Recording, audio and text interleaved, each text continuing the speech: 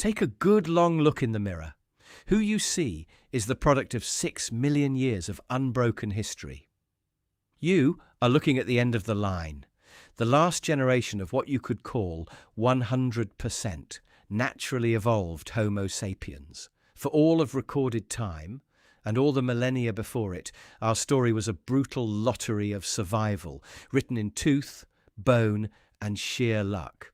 But that story, the one that brought us to this very moment, is over. For a little while now, our culture and technology have been tweaking the rules, but we are about to flip the entire table over. We are on the verge of hitting the fast-forward button on our own evolution, and we have absolutely no idea where it stops. This isn't just another chapter. This is a breaking point, a fundamental shift in what it means to be us. The tools we are building today, from gene editing that can literally rewrite our source code, to the starships straight out of science fiction that promise new homes in the void, won't just change our world. They will shatter the very definition of human.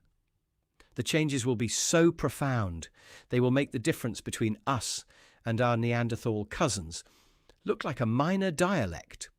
The question is no longer if we will evolve, but how we will choose to direct that evolution and what we will become as a result. The answer might be something we wouldn't even recognize. The story of humanity isn't over, not even close. We're just at the end of the prologue, about to seize the pen and write the next far stranger volumes ourselves. To understand where we're going, you have to understand the engines that drove us here. For eons, human evolution was a slow, grinding dance between two forces. The first is nature's brutal editing process, natural selection, survival of the fittest. It's the unforgiving, relentless pressure that forced our ancestors to walk upright, to hunt in groups, and gave us brains big enough to question everything. We can literally read the scars it left in our DNA, from ancient plagues that weeded out the weak, to genetic adaptations that allowed some of us to thrive at high altitudes or digest new foods. It is a process written in blood and survival over countless generations. The other force is more like a cosmic lottery, called genetic drift. Imagine a small group of people wanders off, crossing a land bridge or getting blown off course, and becomes isolated. Just by dumb luck, their particular mix of genes might be a little different from the larger population.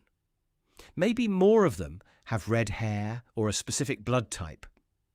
As they multiply over centuries, their unique traits become the new normal, not because they were better or more fit, but just because they were the only ones in the room. It's like a bad episode of Lost. You're stuck with who you're stuck with, and your gene pool is now the foundation for a new direction. For most of history, a mountain range, a vast ocean, or an impassable desert was enough to create these separate evolutionary paths, slowly nudging different populations in unique directions. But today, you can fly from New York to Tokyo in less than a day. In theory, this great global melting pot should be smoothing out our genetic differences, making us all more alike over time. But, and this is the crucial, terrifying part, we are building two new engines of change, so powerful they could override everything that came before. First, something torn directly from the pages of a Michael Crichton novel, hacking our own biology. Tools like CRISPR are not a far-off fantasy. They're in labs right now, being used and refined. We can edit DNA with startling precision. While the goal today is almost universally noble, curing horrific genetic diseases like Huntington's or sickle cell anemia, the technology to edit our children's DNA before they're even born already exists. These aren't temporary fixes. These are permanent alterations to the human germline, changes passed down forever. This is evolution by intelligent design. Our design. The second engine is our potential exodus to the stars. For the first time in history, we are genuinely building the machines to leave Earth and never come back. Whether it's Elon Musk's dream of a self-sustaining Mars colony, a permanent city on the moon, or massive spinning O'Neill cylinder-style space stations, these new homes would create the most extreme isolation humanity has ever known. Not separated by a river or a mountain, but by millions of miles of deadly radiation-soaked vacuum. It's an environment so hostile that it will exert evolutionary pressure on a scale we've never seen before. These two forces, deliberate genetic engineering and extreme environmental isolation, are the catalysts. This is the moment humanity grabs the steering wheel of evolution from Mother Nature. And the result won't be one new kind of human, but a dizzying, explosive radiation of new species, all branching off from us. So what happens to the billions of us who stay on Earth? Our home world won't become a static museum. It will be ground zero for the first great schism in the human species, a split based not on geography but on ideology and, perhaps most starkly, on wealth. First, you'll have a group we can call the augmented. They will see technology as the next logical step in our development, a way to transcend the brutal limitations of our biology. Why wait for nature to fix its mistakes? Why suffer disease, aging, or the constraints of a brain built for chasing mammoths on the savannah? Once we begin editing out the genes for cancer, Alzheimer's, or heart disease, it's not a slippery slope. It's a cliff we will dive off willingly. The temptation will be too great. After fixing obvious diseases, the next step is optimization. Why settle for the base model when you can afford the premium package? Engineer your children for a photographic memory, for bones that don't break, for muscles that don't tire, for a resistance to any virus. It will become a character creation screen for your own offspring. Over generations, these designer humans would become stronger, smarter, healthier, and potentially live for centuries. They would look at us, their natural ancestors, the way we look at a fragile, flickering candle, quaint, flawed, and tragically temporary. They would be the products of intelligent design, with us as the intelligent designers. This is how you create a biological caste system, where your DNA is your destiny, and inequality is written into our very code. Then there's everyone else, the naturalists. They might reject this path on principle, adhering to a belief in the sanctity of human nature. Or, more likely, they might just be the billions who can't afford the upgrade. They are the have-nots in this new world, left to face the future with the same Stone Age biology we have today. But their evolution won't just stop. They'll be facing a planet in turmoil. As climates shift, coastlines vanish, and new pandemics sweep across a globalized world, they'll have to adapt the old-fashioned way, by surviving. Their evolution will be slow, painful, and reactive, driven by tragedy and death.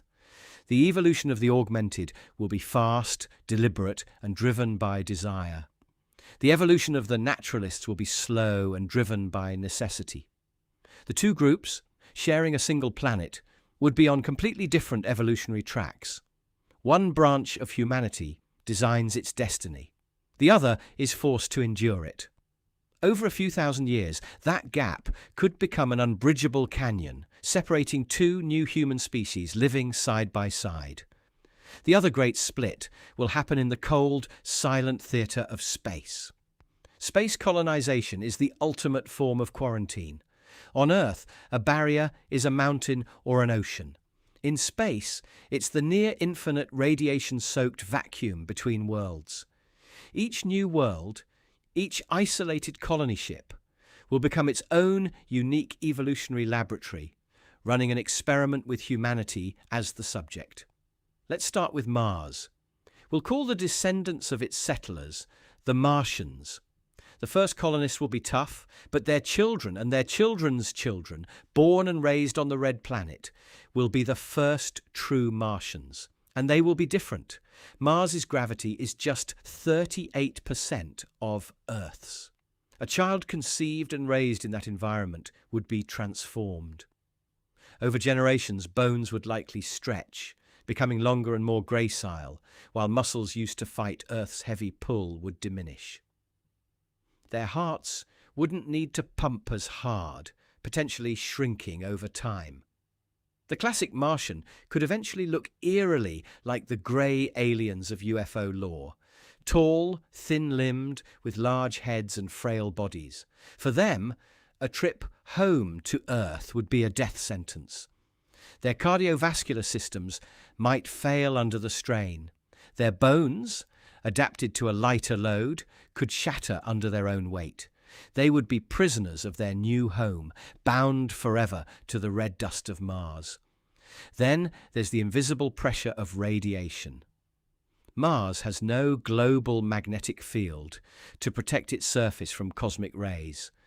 Generation after generation, natural selection will ruthlessly favour those with more efficient DNA repair mechanisms or other unforeseen biological defences. Each adaptation is another tiny step away from the baseline human model. Now let's go further out into the Great Void. Imagine a city built inside a hollowed-out asteroid, or a vast generation ship on a 1,000-year voyage to another star. The people living there, the void dwellers, would exist in a perpetual state of zero gravity. As any fan of The Expanse knows, the belters change. Living in weightlessness would warp the human form into something almost unrecognizable. Legs, now useless for locomotion, might shrink away over generations, becoming frail and vestigial. The human body could become more spidery, long, powerful arms and fingers for navigating through tunnels and corridors, with a fragile, almost vestigial lower body. Their internal organs, their sense of balance, even their cognitive understanding of up and down would be completely rewired. They would become a new species of hominid, perfectly adapted to a life of floating. For them, Earth wouldn't be a lost paradise. It would be a mythological hell, a crushing gravity well they tell ghost stories about to frighten their children. So we have 4 potential futures branching from our own: the godlike augmented and the rugged naturalists on Earth, the lanky Martians and the warped void dwellers of deep space. They look different, live in entirely different worlds, and hold completely different values. But when do they stop being human? Where exactly is the line? In biology, the answer is brutally simple. Speciation occurs when 2 groups can no longer produce viable, fertile offspring. A horse and a donkey can create a mule, but that mule is sterile. It's a genetic dead end. That's how you know they're 2 different species. This is our breaking point. Think about it. A void dweller, adapted to zero-G, will never even meet a naturalist on Earth. But even if they did, the real barrier wouldn't just be cultural, it would be biological. The body of a Martian, perfectly formed for low gravity, might be fatally incompatible with the high-gravity physiology of an Earth human. Even if they could somehow conceive, a hybrid embryo might simply fail. Its genetic code a garbled mess of conflicting instructions for bone density, heart strength, and fluid distribution. Or if by some 1 in a billion miracle a child was born, it might be sterile, a human mule. The moment a descendant of Mars can no longer have a healthy, fertile child, with a descendant from Earth, they have, by definition, become a new species. It will be the moment historians and biologists give them new names. Homo Martis, the humans of Mars. When the genetically engineered augmented on Earth can no longer reproduce with the naturalists they left behind, they become Homo Deus, the humans who became gods. The single sturdy trunk of the human family tree, stable for millions of years, will have finally violently splintered into countless new branches. And this process of speciation, which takes nature eons to accomplish, could be kick-started by us in just a few hundred years. So, here we are, standing in a quiet, fleeting, extraordinary moment in history. We are the generation that can trace a direct, unbroken biological line to the very first Homo sapiens who walked the earth. And we are also the generation forging the tools to snap that line forever.